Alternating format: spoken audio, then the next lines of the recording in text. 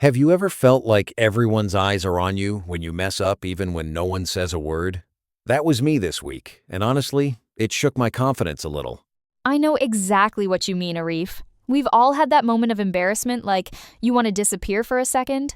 But those moments are so common, and today we're diving right into them. Absolutely.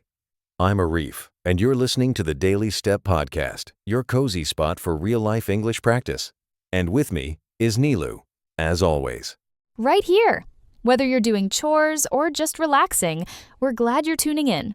Here's what we've got for you today. We'll talk about why making mistakes feels so scary, ways to break free from that fear, and of course, help you pick up some practical English phrases along the way. If you've ever avoided speaking English because you're worried about grammar blunders, or you freeze up during new challenges, this episode is for you. Ready for some mindset shifts, language tips, and maybe a few laughs? Let's jump in.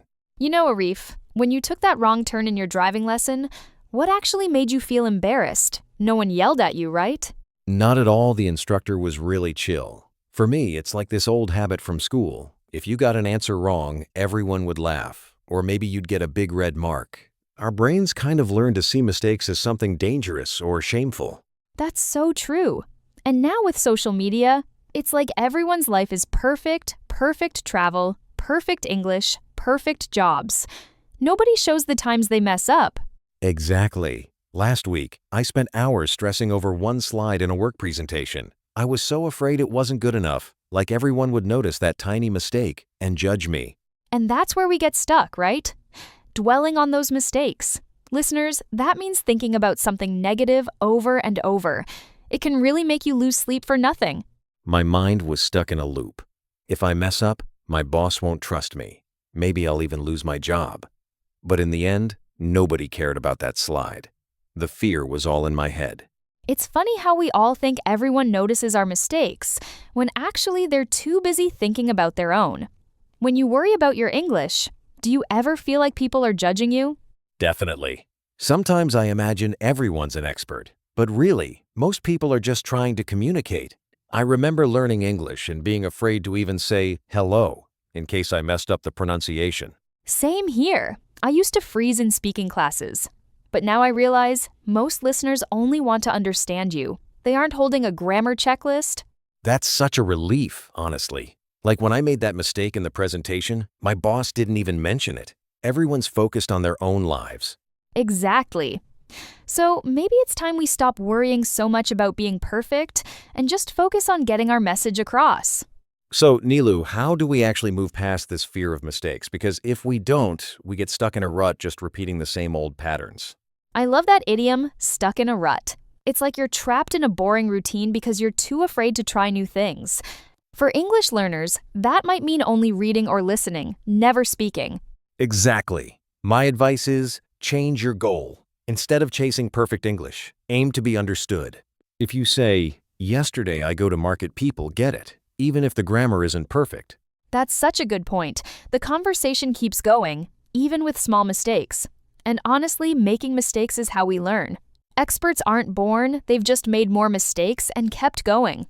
Like toddlers learning to walk, they fall 20 times a day, but they always bounce back. No shame, just try. Fall, get up, repeat. I wish adults could bounce back like that. We need to practice being gentle with ourselves and keep moving forward, mistake by mistake.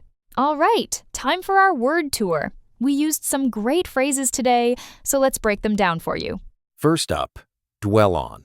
That means to keep thinking about something negative, usually a mistake. For example, don't dwell on your past mistakes, just move forward. Second is spiraling. If your thoughts are spiraling, it means they're getting worse and worse, like you're going down a dark spiral. For instance, when I'm tired, my anxiety starts spiraling. Third, stuck in a rut. That's when you feel trapped in the same routine, afraid to try something new. I needed a new hobby because I felt stuck in a rut.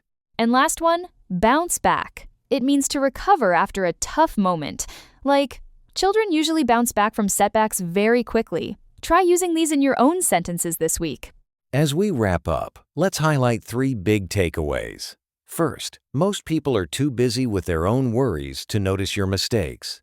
Second, Making mistakes is part of learning anything new, especially language. Third, the goal should be communication, not perfection. And here's your action step.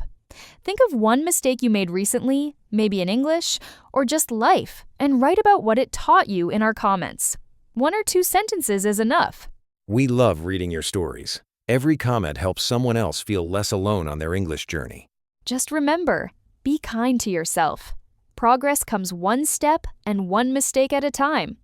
Thanks for joining us on the Daily Step podcast. The ball's in your court now. I'm Arif, saying goodbye. And I'm Nilu. See you next time. Keep stepping forward.